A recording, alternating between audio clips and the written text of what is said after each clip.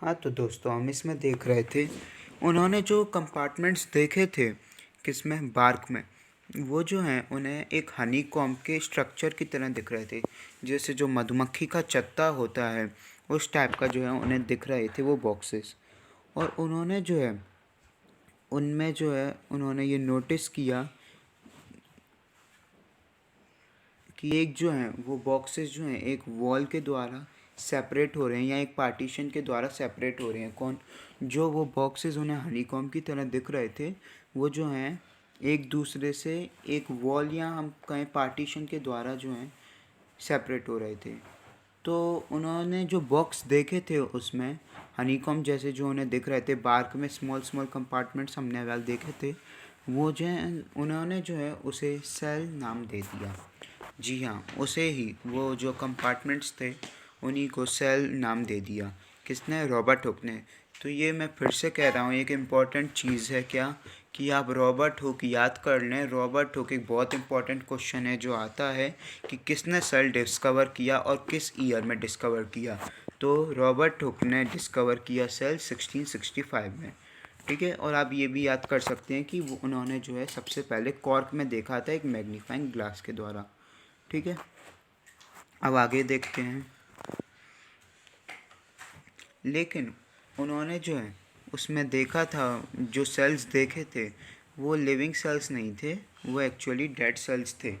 जो उन्होंने कॉर्क में देखे थे ना बाहर, वो एक्चुअली डेड सेल्स थे।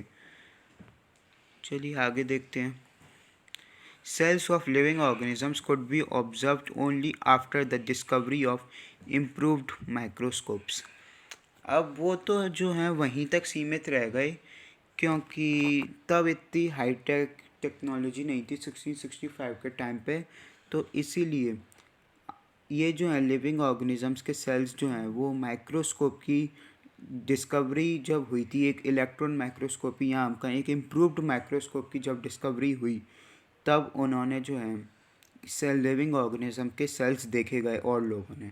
Very little was known about the cell for the next 150 years after Robert Hooke's observations. और करीब करीब लगभग अगले 150 सालों तक किसी को ज़्यादा कुछ पता नहीं चला। जब रॉबर्ट हुक ने देखा था उसके 150 ईयर्स तक किसी को ज़्यादा उसके बारे में कुछ पता नहीं चला था।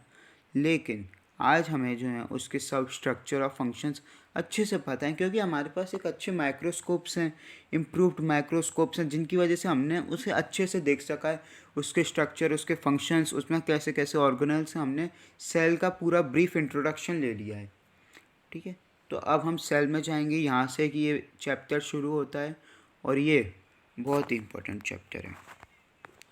अब जैसे मैंने पहले ही बताया था कि एक बिल्डिंग में उसकी ईंट एक बेसिक स्ट्रक्चरल यूनिट होती है, वैसे ही लिविंग ऑर्गेनिजम्स हैं, जैसे हम हैं, आप हैं, उसमें जो है सेल एक लिविंग यूनिट, एक बेसिक यूनिट होती है। अगर बिल्डिंग में ईंट नहीं होगी तो बिल्डिंग नहीं खड़ी हो सकती। वैसे ही लिविंग ऑर्गेनिजम्स में अगर सेल नहीं होंगे तो लिविंग ऑर्गेनिजम्स लिविंग नहीं रह सकते, they will die. The buildings through built of similar bricks have different designs, shapes and sizes. Similarly, in the living world, organisms differ from one another but all are made up of cells. ये कोई वैसे important बात नहीं है, उन्होंने बस ये कहा है कि जैसे बिल्डिंग्स जो हैं वो सिमिलर ब्रिक्स की बनी रहती हैं, उनके अलग अलग डिज़ाइंस रहते हैं, शेप्स रहते हैं और साइजेस रहते हैं, किसके? बिल्डिंग्स के। बट उनकी बेसिक यूनिट क्या है? ईंट, वो तो सेम रहती है। वैसे ही लिविंग वर्ल्ड में ऑर्गेनिजम्स जो हैं वो अलग रहते हैं एक दूसरे से, लेकिन वो सब जो है बेसिक यूनिट सेल्स से बने रहते हैं। ठीक है, मतलब बेसिक यूनिट जो है सब लिविंग ऑर्गेनिजम्स में सेम रहेगी, चाहे उनका शेप, साइज़, डिज़ाइन कैसा भी हो लिविंग ऑर्गेनिज्म का, बट उनकी बेसिक यूनिट सेल सेम रहेगी। ठीक है, अब आगे देखते हैं। Cells in the living organisms are complex living structure unlike non living bricks. अब वो नॉन लिविंग ब्रिक्स जो हैं वो इतना कॉम्प्लेक्स स्ट्रक्चर नहीं होती, वो तो बस एक मिट्टी को गर्म करके बना दिए जाते हैं। वो इतना कॉम्प्लेक्स स्ट्रक्चर नहीं होता जितना हमारा सेल होता है, क्योंकि हमारा सेल सिर्फ एक स्ट्रक्चरल यूनिट नहीं बल्कि एक फंक्शनल यूनिट भी है। वो जो है कई सारे फंक्शन ऐसे ऐसे फंक्शंस करता है जो कि ज़रूरी रहते हैं, किसके लिए? हमारी लिविंग लाइफ के लिए। मैं कहूँ जैसे हमारी लाइफ के लिए, हम जो प्रोसेसेस करते हैं सारी, उसके लिए। चलिए आगे देखते हैं। ये देखिए, ये जैसे ब्रिक वॉल दी है, एक एक ईंट जोड़ के जो है पूरा एक स्ट्रक्चर बनना है इसमें। और ये जो है ये ऑनियन की आपने जैसे कभी ऑनियन छीला हो तो एक पतली सी लेयर सी निकलती है, वाइट वाइट सी, ये वही ऑनियन पील है जिसमें कई सारे जो हैं सेल दिख रहे हैं, ये वही है। तो कुछ नहीं है, जैसा ईंट है वैसा ही सेल है।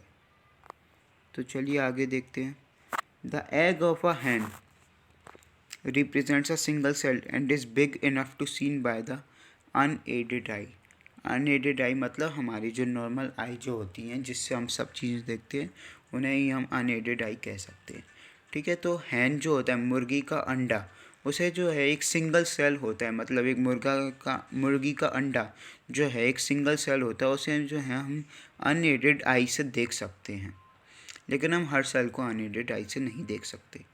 जैसे आगे देखें तो organism show variety in cell number, shape and size. अलग अलग ऑर्गेनिजम्स जो हैं उनकी अलग अलग वैरायटी होती है सेल के नंबरों में, शेप में और साइज़ में। मतलब जैसे एक टाइगर लें और एक ह्यूमन बींग लें तो उन दोनों की सेल के नंबर में जो है अलग अलग होंगे। हो सकता है टाइगर के अंदर सेल का नंबर ज़्यादा हो, या हमारे अंदर भी हो सकता है। हमारे और उनके सेल डिफरेंट हो सकते हैं, उनकी वैरायटी डिफरेंट हो सकती है और साइज़ भी डिफरेंट हो सकता है। तो इसमें यही कहा गया है कि ऑर्गेनिजम्स जो हैं अलग अलग टाइप के ऑर्गेनिजम्स, उनमें अलग अलग टाइप के सेल्स हो सकते हैं। ठीक है, तो ये इसमें ये पूछा गया है कि कैसे साइंटिस्टों ने जो है ऑब्ज़र्व किया था और पढ़ा था लिविंग सेल्स को। उन्होंने जो है माइक्रोस्कोप्स लिए थे जो कि ऑब्जेक्ट्स को जो है मैग्नीफाई करते हैं। किसने? साइंटिस्ट ने जो है माइक्रोस्कोप्स लिए थे जो कि ऑब्जेक्ट्स को मैग्नीफाई करते हैं। ठीक है, तो स्टेन्स जो होती हैं डाई, वो जो हैं यूज़ किए गए थे सेल के कलर्ड पार्ट्स में, जिससे जो है हम उनके डिटेल्ड स्ट्रक्चर पढ़ सकें। किसके? सेल्स के। साइंटिस्ट ने इस तरीके से जो है किया था।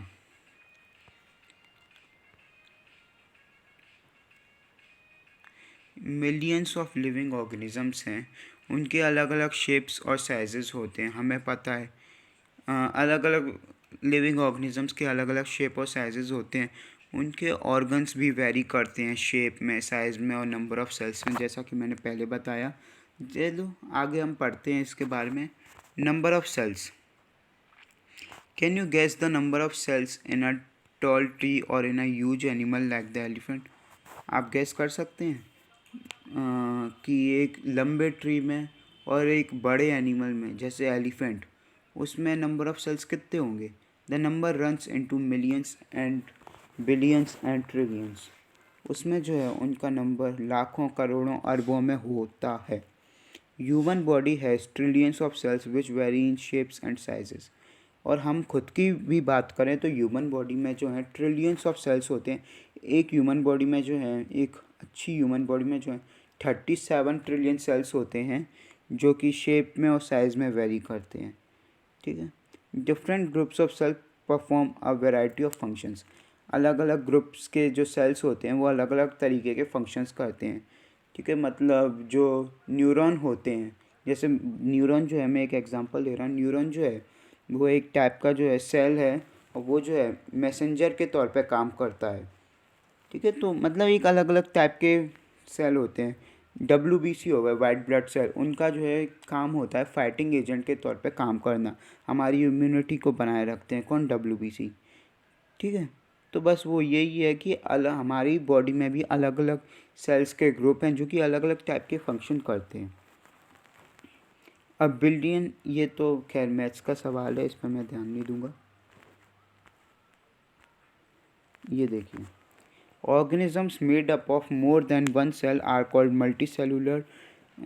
ऑर्गेनिजम्स जिनमें एक से ज़्यादा सेल हों, जैसे हम एक ऑर्गेनिज़म है, हमारे अंदर मिलियन ट्रिलियन सेल्स हैं, तो हम मल्टी सेलुलर ऑर्गेनिजम्स हुए। तो ऐसे ऑर्गेनिजम्स जिनमें एक से ज़्यादा सेल है उन्हें जो है मल्टी सेलुलर कहते हैं। मल्टी मतलब कई सारे और सेलुलर मतलब सेल, तो मल्टी सेलुलर ऑर्गेनिजम्स हैं। ठीक है, तो ऐसे ऑर्गेनिजम्स जिनमें एक से ज़्यादा सेल हैं उन्हें हम मल्टी सेलुलर ऑर्गेनिजम्स कहते हैं।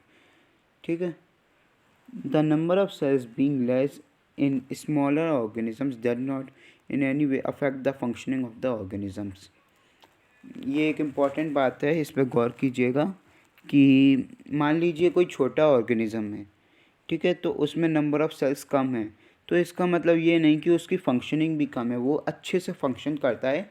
ये डिपेंड करता है कि उसमें कितने तरीके के सेल्स हैं और मतलब सेल्स उसके सही बिहेव कर रहे हैं या नहीं। बाकी सेल का नंबर कम होने से कोई फ़र्क नहीं पड़ता किसी ऑर्गेनिज़म में, अगर उनके हिसाब से मतलब उनमें जो सेल होते हैं तो उनमें जो है कोई अफेक्ट नहीं करता। You will be surprised to know that an organism with billions of cells begin life as a single cell, which is the fertilized egg.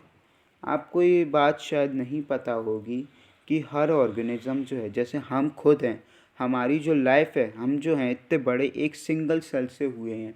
जी हाँ, सिर्फ एक सेल से हमारे अंदर बिलियन ऑफ सेल पैदा हुए, वो जो है सेल डिवीज़न की मदद से।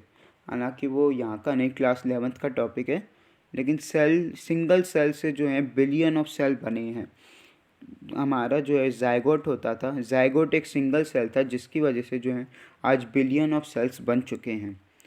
तो यही है कि मतलब एक सेल से सबकी लाइफ, सारे ऑर्गेनिजम्स की लाइफ जो है एक सिंगल सेल से ही शुरू होती है, फिर सेल बढ़ते जाते हैं सेल डिवीज़न के थ्रू और फिर ऑर्गेनिज्म का साइज़ भी बढ़ता है। The fertilized egg multiplies and the number of cells increase as development proceeds.